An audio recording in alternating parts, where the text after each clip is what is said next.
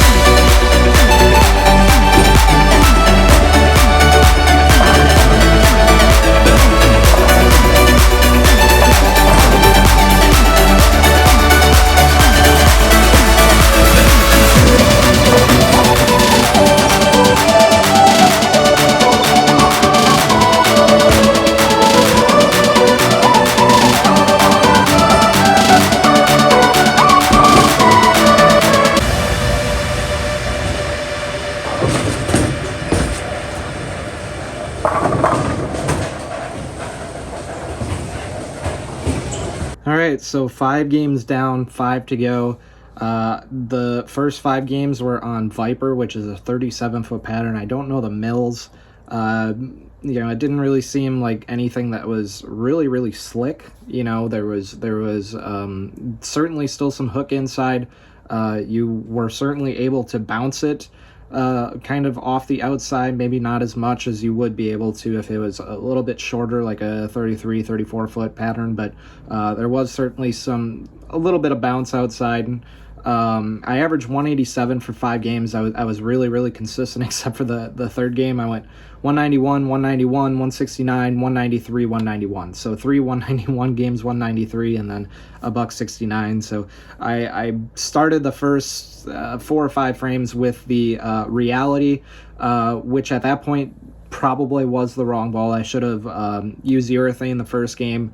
I switched to urethane after, you know, the 4th or the 5th frame or whatever, and shot $191 after, you know, I think I had 2 or 3 opens the first 4 or 5 frames. So a little bit of a rough start. Again, use the reality. Should have started with urethane, but you know, you live and learn. And once I got into urethane, had the right look. I had a 4-bagger in the second, but then in the second game, but then threw a gutter ball in the 10th. So you know how I said that there was bounce outside a couple minutes ago? There is until there isn't. And yeah, I just certainly got it right early, and it just never recovered. So second game was a pretty good game. The gutter in the 10th cost me $191. Then the 169 game, I think you guys could see that I just struggled for ball reaction. Those were the frames where I was throwing the TNT, and I don't know. I mean, I had no look. I tried the Nova that game. I tried the TNT that game. I tried an IQ that game. Like I had nothing, and I arguably threw the ball off my hand, I think, the best that third game, and I just had nothing. So I'm gonna chalk game 3 up to ball reaction. I just had no ball reaction. And that's kind of the story of the day, really, is just I had no ball reaction, especially the next 5, which we'll talk about shortly, but just no ball reaction. And I feel like I needed a ball up. I needed something that was going to be a little bit stronger off the spot, because you were getting a little bit of push, certainly from the urethane that was going down the lane, but again, I just had nothing. There was nothing that was going to make that the corner, it seemed like. So I went back to urethane after the third game. I really tried everything that I could, but then I switched back to urethane, grinded for the last 2 games. The 4th game was certainly my best, but then I had a bad 10th in the 4th game. And then the 5th game, again, just tried to grind it out and, you know, really try and dig deep and you know, just kind of let the first 5 go. And then, you know, just make sure I wasn't in too big of a hole for the second block for the next 5 games. But even if I would have been plus 200, I don't think I would have had a chance after the first 5. So second 5, again, you will see that I absolutely struggled, and there's not as much footage of the second 5 as there was the first 5. I mean, it's really hard to to get footage when you're just throwing the ball absolutely terrible. And the next 5, it was certainly a combination of A, me throwing the ball just absolutely terrible, but again, B, just having absolutely no ball reaction whatsoever. And again, it's hard to you know, it's hard to record and try and make some content when you're really, really struggling so bad, especially when you're just searching. I mean, I basically threw almost every single ball that I had for the second 5 games and just had nothing. So we will dive into the second 5 games here. Make sure you don't laugh when you see me just absolutely struggling. But yeah, here's the next 5 for you guys.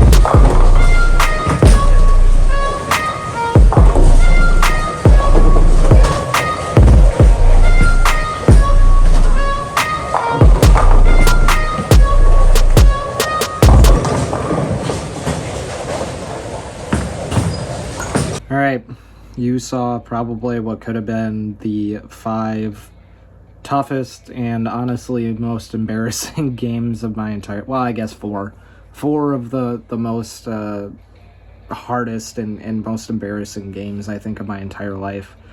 Started out buck 20, buck 19. I mean, those 2 games were just embarrassing. They really were, and they were really difficult. And but the thing is, I never really had a thought to. I think some people might have just said the hell with it right there and would have withdrew. I felt like I just owed it to myself to keep going and try and just figure something out. I felt through the entire last block that I just either needed a 500 pad and took it to all of my equipment before we started bowling, or I needed 50 to 100 more revs on my rev rate to even try and get the ball to hit the pocket. I just had no ball reaction whatsoever, just couldn't get the ball to strike, couldn't get the ball to finish, couldn't come close to the head pin. And yeah, like I said, it was truly embarrassing, but I just tried to finish it out, and honestly, I tried in a fill ball. I think it was for game 2 or game 3. I just tried throwing my urethane up the ditch, and had a decent look, but it's urethane on a 45-foot pattern, and a couple of the guys that I was crossing with, they were still in it, so I wanted to really try my best to respect them and respect their line, and decided not to throw urethane. Towards the end, I thought I owed it to myself to, if I ever get into a position like this again, I thought I owed it to myself to at least try urethane the last game, and just kind of throw it up first arrow and let the ball work, and shot 269 the last game, started an open spare, and then ran the final 10 for 269. So I didn't want to give up, and I just wanted to keep trying, and we finally figured something out with the urethane, and like I said, shot 269. So, but yeah, I mean, I just didn't have ball reaction, and there's nothing you can do to combat bad ball reaction. It's not like you can hit your balls with, and I didn't even bring a 500 pad along. From what I heard, I thought, it was 45 feet, but I didn't think it was the volume was there. I thought the volume was just going to be maybe a 25, 26 volume pattern, and it ended up being 31 mils. And that's really hard to hook the ball when all you got is a 2000 pad, so that was probably my biggest mistake. Like I said before, the whole day it felt like I needed more revs. I needed bigger surface on my equipment, and that I think is what kind of spelled disaster for this tournament, was just that I guess my surfaces weren't great, and just needed more revs. So all in all, certainly a frustrating experience, but a fun one.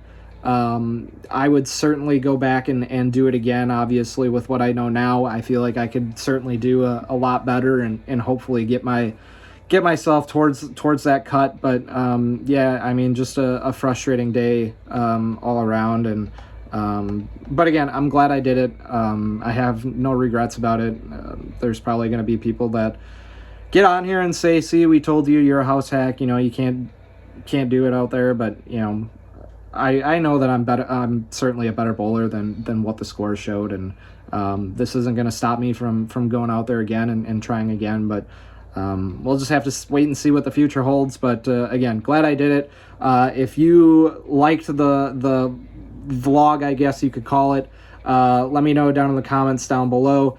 Certainly would like to hear if you did like this and you want more of these in the future. Also, a huge thank you to my girlfriend Sarah. She's the one that recorded all of the footage that you saw. Wouldn't have been able to put this video out without her, so make sure you say thank you to Sarah down below. She did a lot for for this video. So thank you guys for watching. We just had announced a new ball that's coming out from Rotogrip. It's going to be the Rotogrip Duo. It is from the Stephanie Duo. It looks like it's going to be a pretty good piece, so hopefully you'll see a ball review for that in the future. And until the next time, guys, good luck and good bowling. Thank you.